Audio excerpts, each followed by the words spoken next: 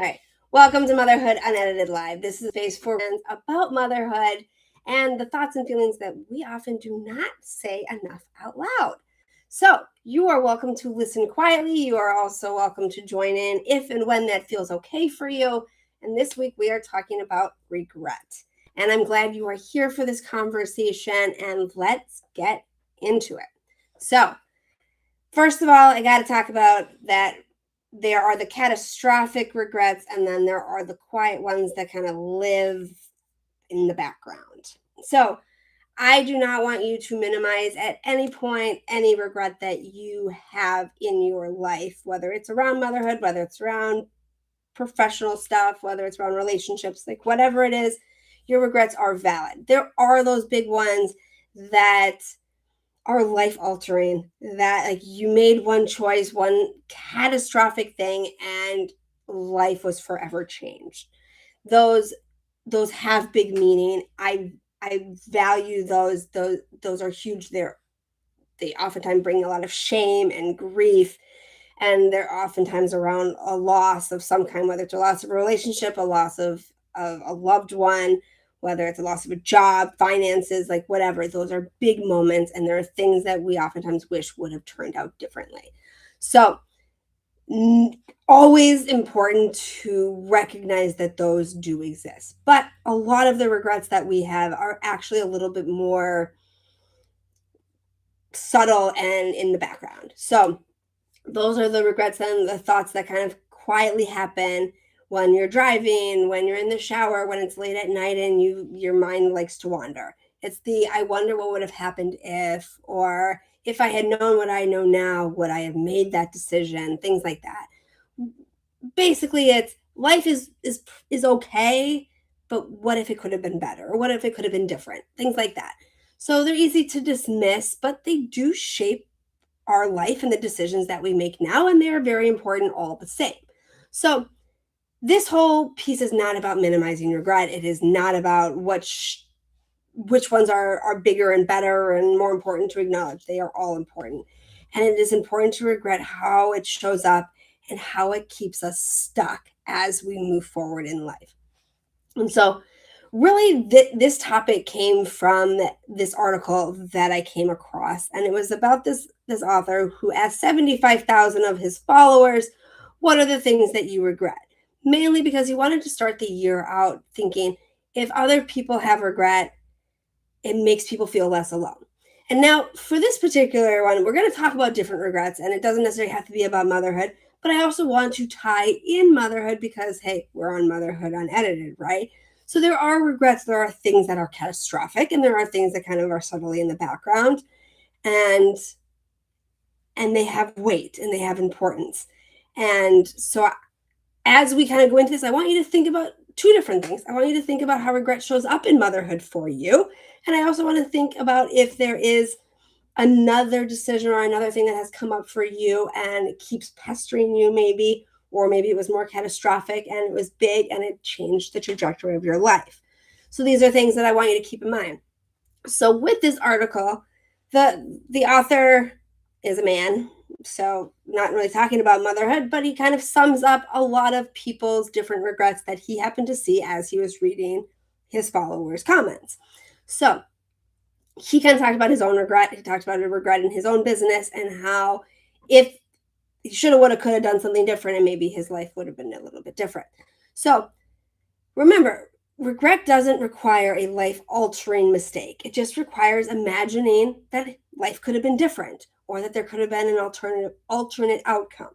So what struck me with this article as I was reading it was how much weight regret carries. It carries us into our future. It carries us into our present. And we just keep thinking that things could have been better. And when nothing really bad necessarily happened, it kind of sticks with us because we think like maybe life could have been even better, things like that. So in this article, the author put different themes and different buckets of regrets. And so you put them into 6 different themes, right? I think that's 6. And so I'm going to kind of go into them now. And I want to like tie in motherhood in here as well, because sometimes those pop up too. So this one is more on a professional level, but it's giving up a winning idea. So the example is like walking away from something that might have worked out. Maybe you had this really big idea and you're like, but no one's really going to go for it. Or maybe people told you what a dumb idea it was, like no one's going to buy it. And then like what, months later, years later, someone comes up with this winning idea and you're like, that could have been me. Like what the actual, you know what? So things like that, you always think about, I gave that up. That could have been my life. Oh my gosh, that person is making bajillion dollars now, and that could have been me. And why did I let that go? So think about your own life. Have you ever left something before you were to see it through, thinking that maybe this wasn't your best idea? So things like that, very important.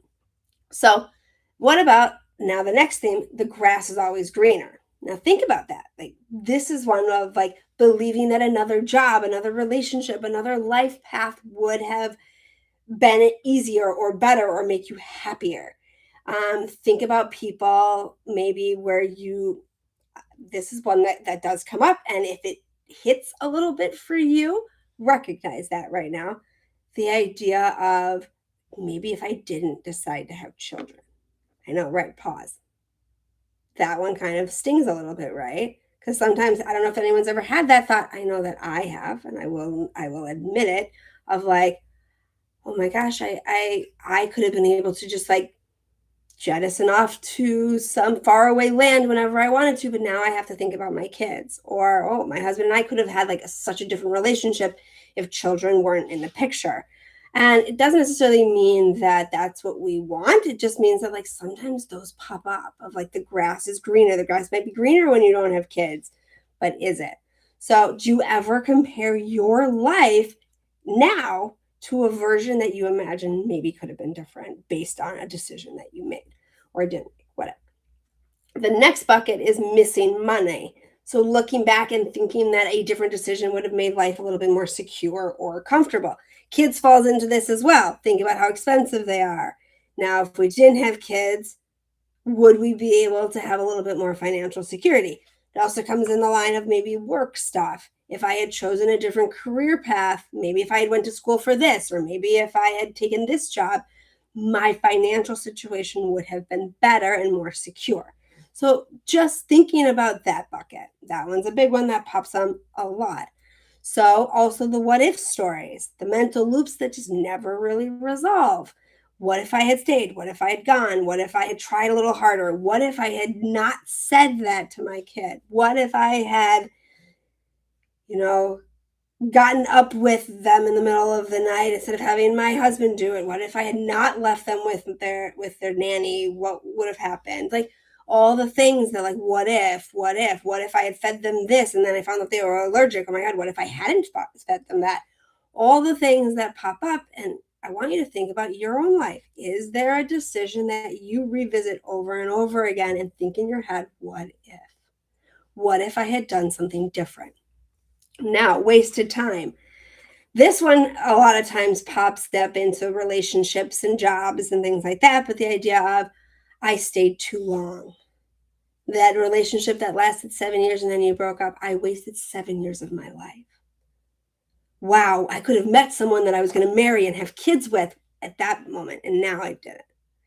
Or a job or any other phase of life. Oh, I spent too much time thinking that I was not ready to have kids. And now, oh my gosh, now I'm 38 years old and I'm having my first kid and I feel old.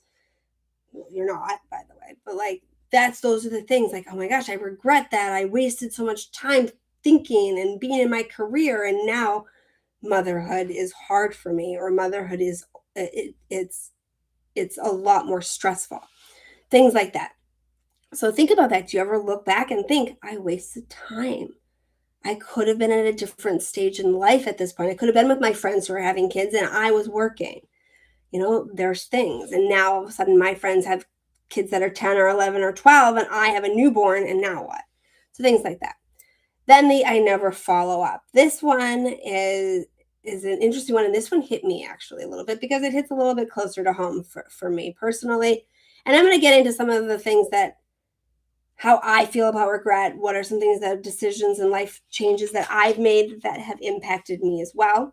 So think about this. This is I didn't send that email. I didn't reach out when I should have. I didn't ask the right questions. I didn't circle back. I didn't follow through.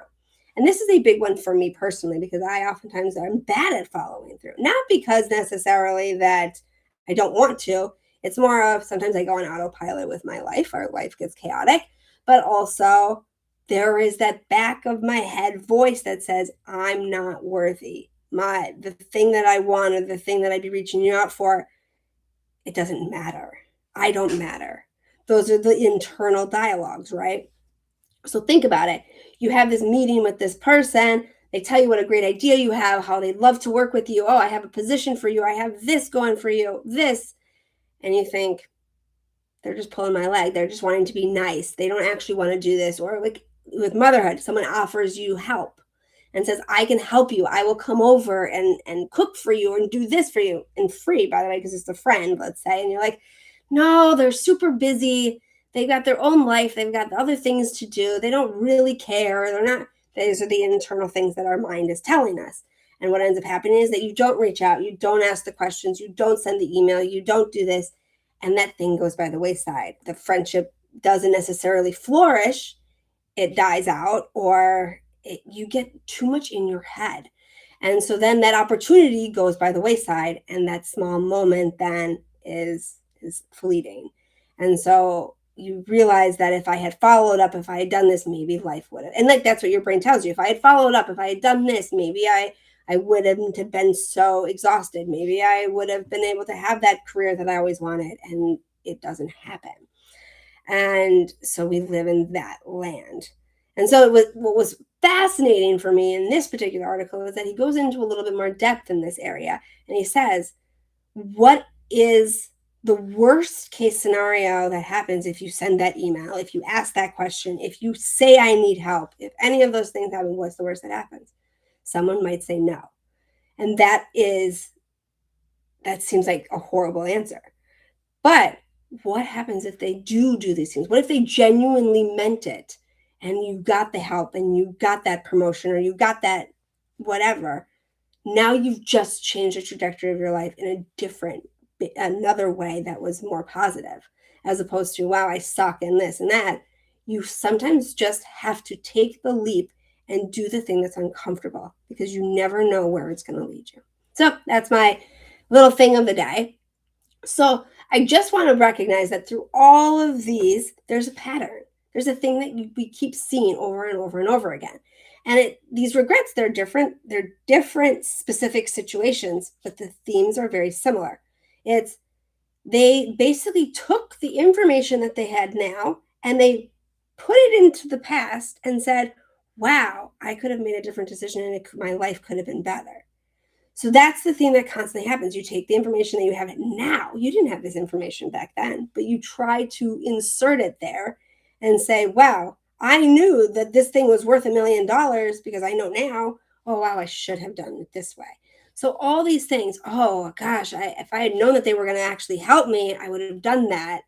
I didn't realize that they could have helped me. All these things, it alters the story of our life and it tells us that life could have been different for me.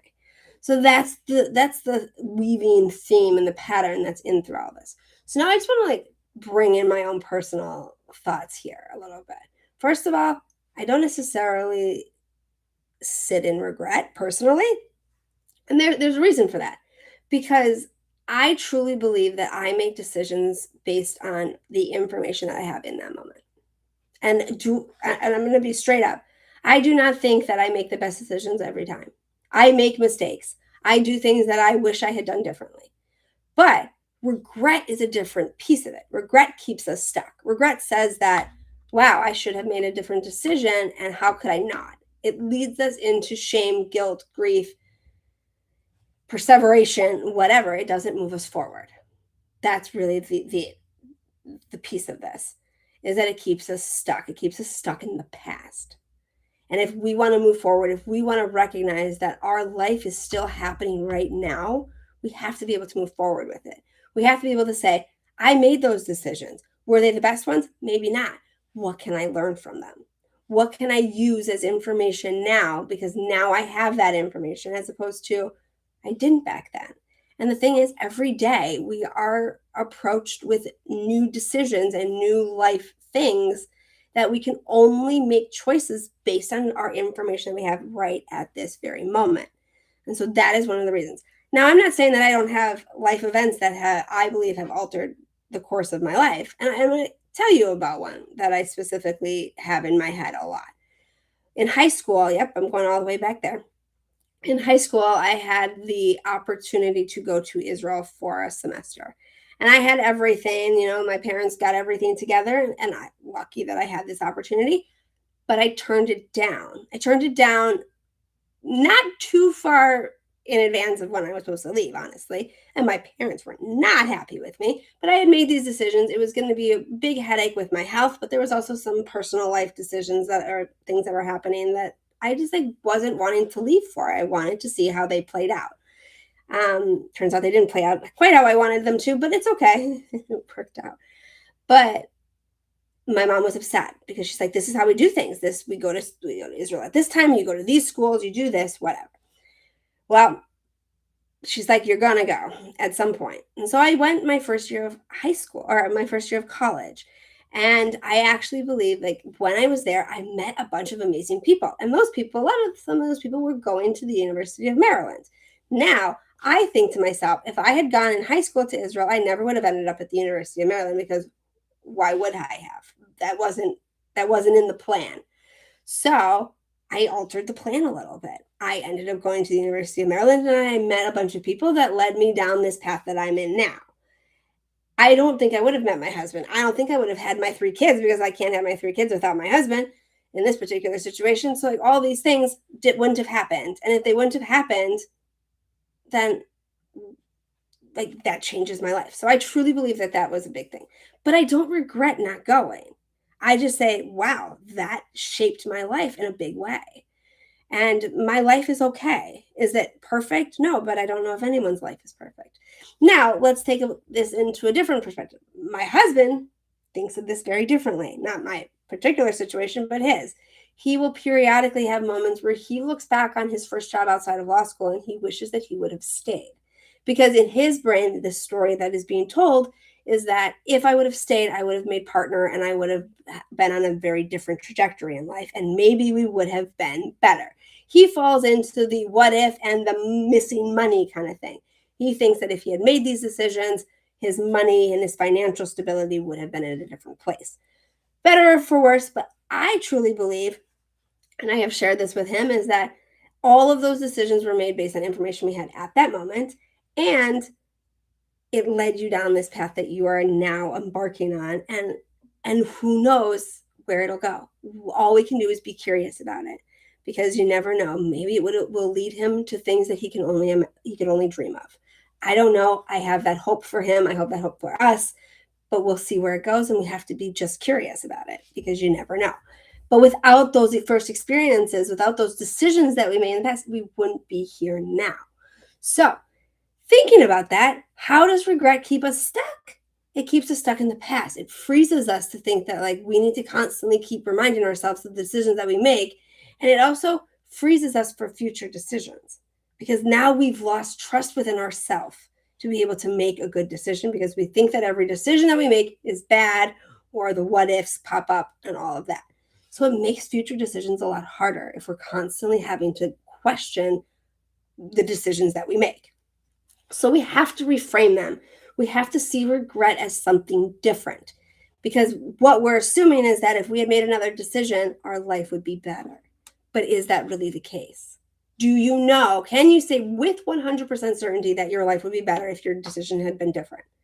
So it just led us down a different path. It didn't necessarily lead you down a better or a worse one. Now, let's go with those catastrophic ones. You could say otherwise. If you've lost somebody because of a decision, but how can you know? Let's say you take a right down one street and that right led you to a catastrophic car accident. And now all of a sudden you have maybe someone who had physically hurt himself to the point of no return. Now you could say, I should have turned left or I should have gone straight.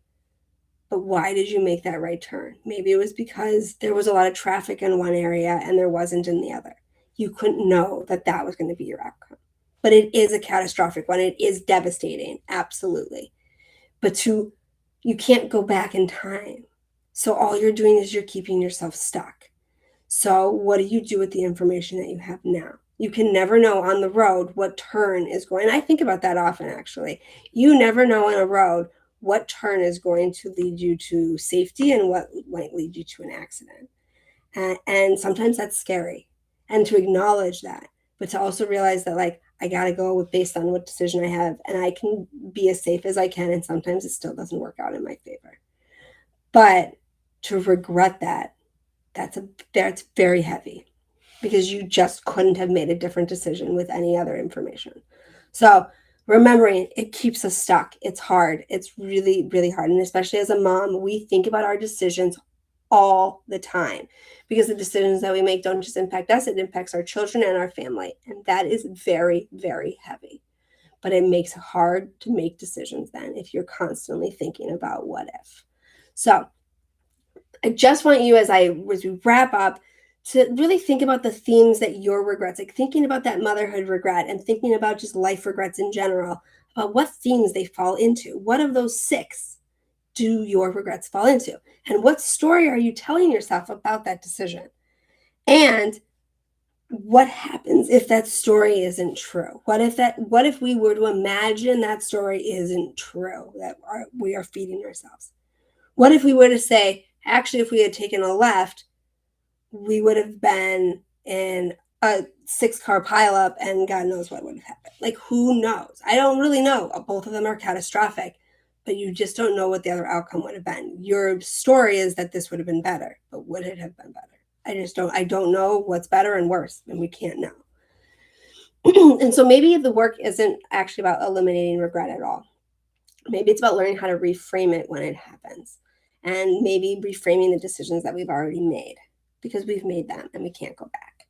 So I just want to kind of end with you there. And as I wrap up today, I just want to remind you that there's no right way to have these conversations. There's no right way to process the conversation that we are having today.